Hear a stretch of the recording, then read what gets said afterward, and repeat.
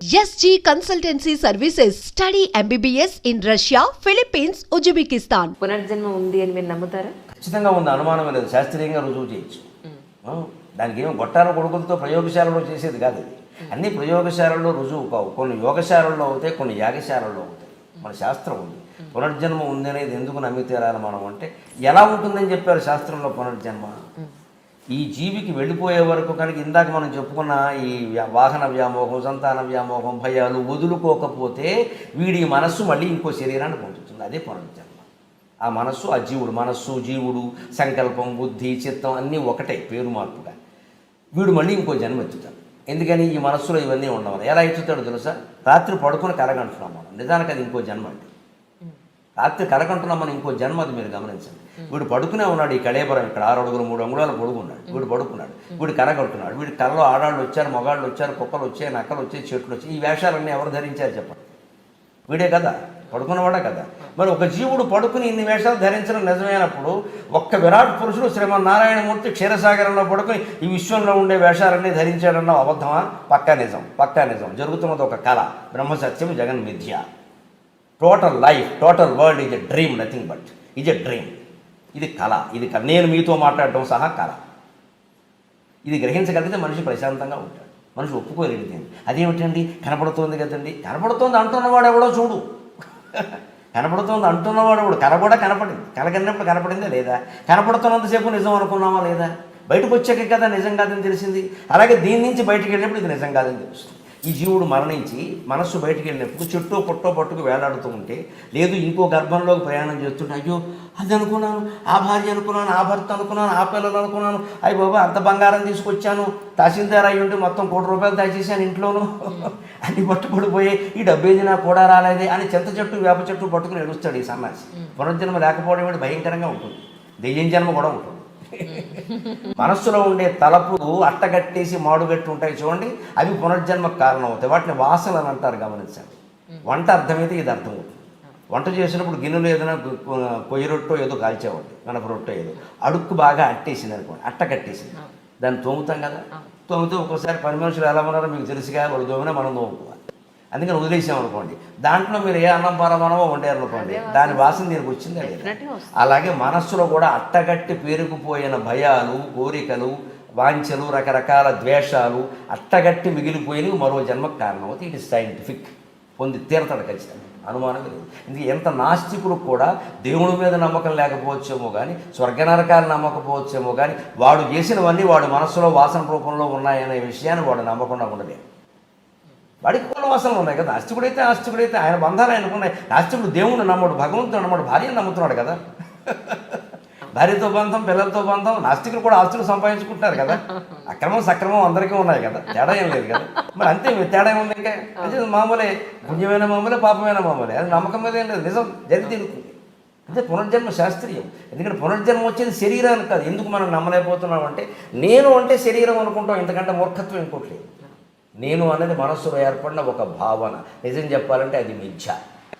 గట్టిగా లోపల మనస్సులో ధ్యానం చేసి నేనెవరో అని లోపలికి రమణ మహర్షి చెప్పినట్టుగా ఆలోచిస్తే పావు గంట కాకుండా వీడిగా నేను అనేది లేదని అర్థం. స్ఫురణ తప్పితే ఏమీ లేదు ఇక్కడ అని అర్థమైపోతుంది. ఎందుకంటే ఆ నేను అని స్ఫురిస్తూ ఉంటుంది లోపల, మీరు గమనించండి. ఆలోచన వదిలేసి, మాట వదిలేసి మనస్సును లోపలికి తీసుకెడితే నేను అని స్ఫురిస్తుంది. ఆ నేను ఎక్కడుందో గమనించండి. ఎక్కడుందో గమనించి, ఎక్కడ there is no place but నేను ఈజ్ దేర్. ఎక్కడ చోటు లేదు, నేను అని ఉంది. ఏ చోటు లేకుండా నేను ఉందంటే అది ఎలా ఉంటుంది? గాల్లో తేలుతుంది అనమాట. ఆ నేనే ఉంటే ఆ నేనే పట్టుకుని కూర్చోవాలి. అదే జపం. అందుకే మహర్షి, రమణ మహర్షి అన్నింటిలోకి గొప్ప మంత్రం ఏదంటే నేనెవరు అనేది గొప్ప మంత్రం అన్నారు. ఆలోచన చేస్తే మనిషికి శరీరం తాను కాదని తెలుస్తుంది. ఆ నేనులోనే దృఢంగా ఉండగలిగిన వాడికి పునర్జన్మ ఉండదు. వాడి జీవితంలోనే అన్నీ వదిలేశాడు. ఇలాగే సంతాన వ్యామోహం, వాహన వ్యామోహం, భయం అన్నీ కూడా వదిలేశాడు. ఈ జీవితంలోనే వదలడం కోసమే మనకు అమర్నాథ్ యాత్రలు, సత్యనారాయణ వ్రతాలు, అక్షతృతి వ్రతాలు ఇవన్నీ పడితే వీటి నుంచి మళ్ళీ డబ్బులు ఆశిస్తున్నాం, పురుళ్ళు ఆశిస్తున్నాం, పుణ్యాలు ఆశిస్తున్నాం అంటే ఏమనుకోవాలి జాతిని? అసలు తెలుసుకోవాల్సిన తత్వం తెలుసుకోకుండా వీటిని పట్టుకు వేలాడుతాం. తెలుసుకుంటే మీరు అక్కడికి వెళ్ళక్కర్లేదు, పెడితే మంచిదేనమ్మా, కాదనేదేముంది, వెళ్ళండి, హాయిగా ఇంకా గొప్ప అనుభూతి కలుగుతుంది. ఇప్పుడు ఈ కథ తెలిసిన నాకు అమరనాథ్ ప్రత్యక్షంగా చూసాను కూడా దివ్యానుభూతి కలుగుతుంది, అనుమానం ఏముంది? తెలుసుకుని వెళ్ళాలి. కానీ నాకేదో అక్కడ వెళ్ళగానే ఎలా తెలిసిపోతుంది? ఏం తెలిసిపోయింది అంటే మన మనిషిలో సహజంగా ఉండే ఒక బద్ధకం ఏంటంటే కృష్ణమూర్తి గారు చెబుతారు అదే విషయం. నీకు ఏమీ నువ్వు కష్టపడకుండా, నువ్వు ఉన్న చోటు నుంచి కదలకుండా ఏదో చోటుకి వెళ్ళడం వల్ల, అక్కడ ఏదో మునగడం వల్ల, ఇక్కడ ఏదో ముట్టుకోవడం వల్ల, వారు ఎవరినో చూడడం వల్ల నీకు వచ్చేయాలి. ఇది దురాశ కదా? నిజమేనండి. ఎవరో మహాపురుషుని సందర్శించామండి, మనకి ఏదో వచ్చిందంటే కష్టపడ్డాడు ఆయన, బోల్డు తపస్సు చేశాడా? అంత తపస్సు నువ్వు చేయకుండా ఆయన తపస్సును గోకేసుకుందామని చూస్తున్నావు ఆ కాళ్ళకి దండం పెట్టి. అన్యాయం కాదండి ఇది? స్వార్థం కాదు. ఆయన కాళ్ళకి దండం పెట్టి ఆయన తపస్సును గోకేసుకుందామని చూస్తున్నావు. పుణ్యపురుషుల దర్శనం అండి, మాకు అన్ని అద్భుతానుభూతి ఎందుకు ఆశిస్తున్నావు? ఆయనలా ఉండాలని ఎందుకు అనుకోవు? ఆయన నుంచి ఏదో గోకేద్దామని చూస్తున్నావు. కానీ ఆయన దర్శనం అయ్యాకే మాకు ఇంట్లో అన్ని శుభాలు జరిగాయండి, ఒకవేళ అశుభాలు జరుగుతాయేమో మీరు ద్వేషిస్తారు కదా. జ్ఞానం అంటే శుభాశుభాలు సమానంగా భావించడం. అంతేకాని శుభాలు జరగాలని కోరుకుంటున్నారు అంటే వాళ్ళు భక్తులు కాదు, స్వార్థపరుల కింద లెక్క.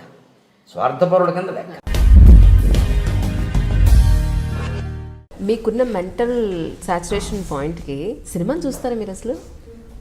ఒకప్పుడు నేను సినిమా రివ్యూస్ రాసేవాడిని అండి. అవునా? ఇప్పుడు పరిస్థితి ఏమిటో? ఇప్పుడు చాలా తక్కువ అండి. రీసెంట్గా లాస్ట్ మీ మూవీ ఏది? రీసెంట్ చూసిన మూవీ?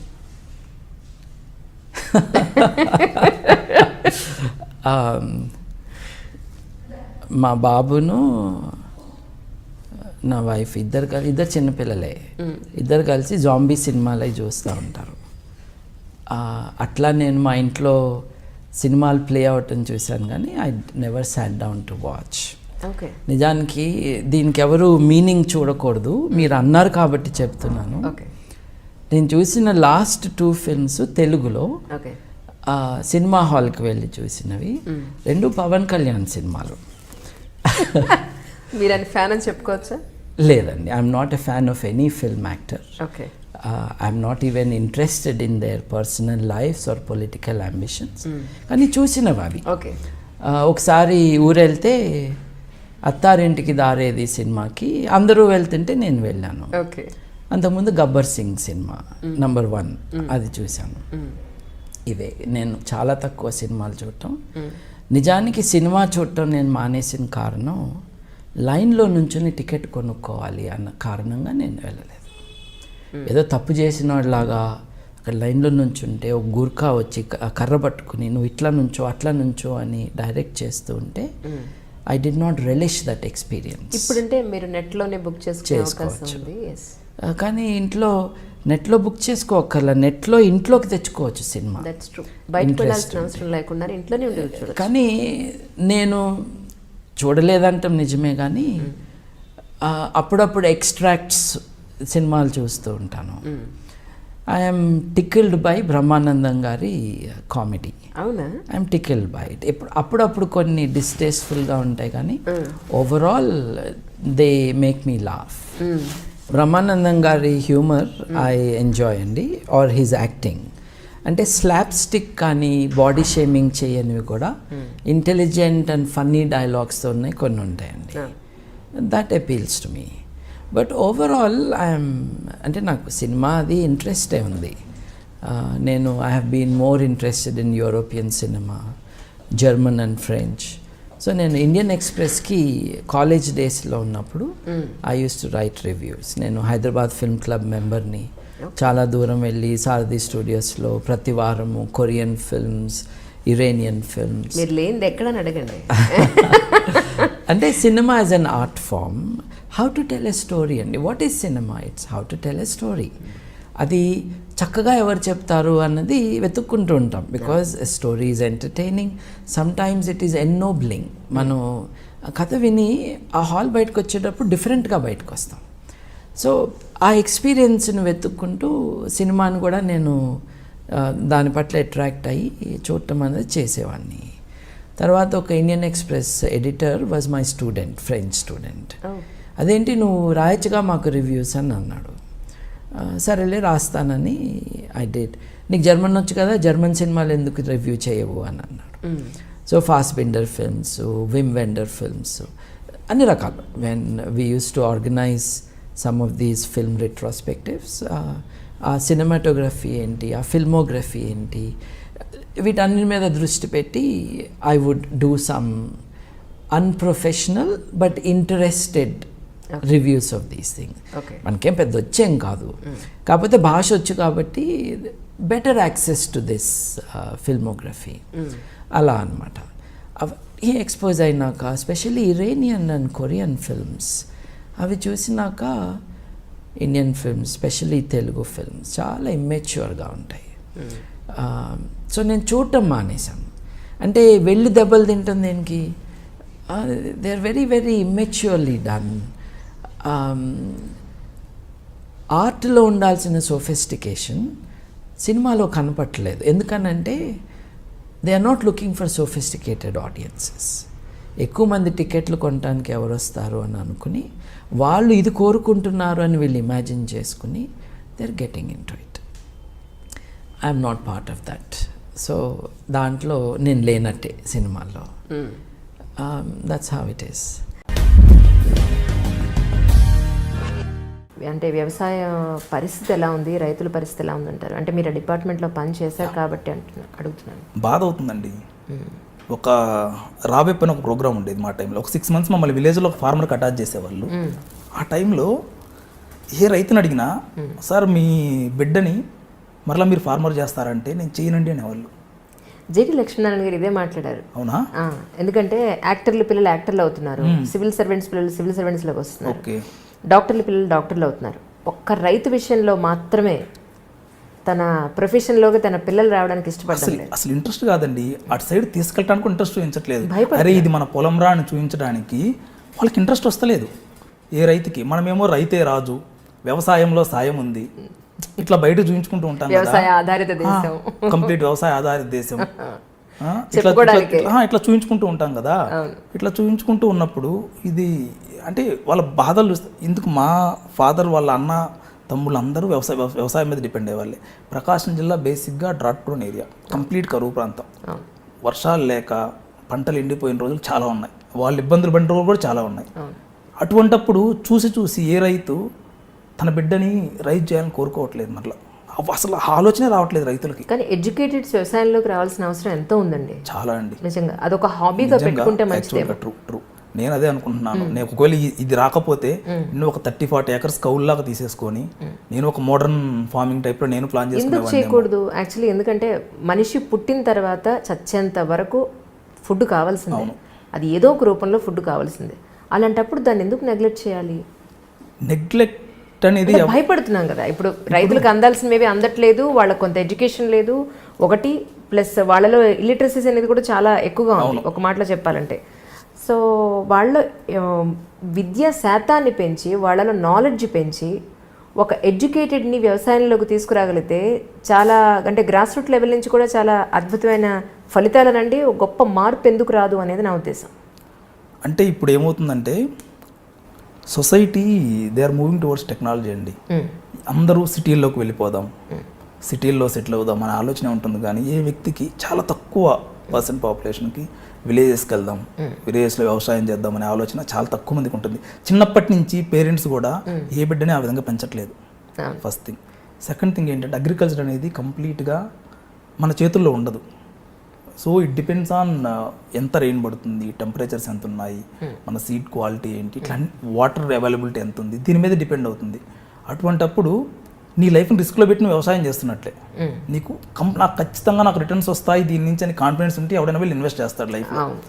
అండ్ థర్డ్ థింగ్, జనాలు ఏమైపోయిందంటే తప్పుగా అనుకోవద్దు, డబ్బు అండి సొసైటీని డబ్బు రూల్ చేస్తుంది. మానవతా విలువలు, మానవతా సంబంధాలు, ప్రకృతిని ఆస్వాదించటం ఇదంతా పోయింది.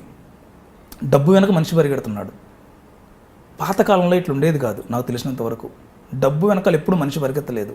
ఉన్న డబ్బుతో ఆనందంగా ఎలా ఉండేది చూసేవాడు. కానీ డబ్బు వెనకాల ఇప్పుడు మనిషి పరిగెడుతుండటం వల్ల జనాలకి అది ఒక రెమ్యూనరేటివ్ ఎంటర్ప్రైజ్గా కనపడట్లేదు అగ్రికల్చర్ అనేది. అందుకే ఇంట్రెస్ట్ చూపించట్లేదు.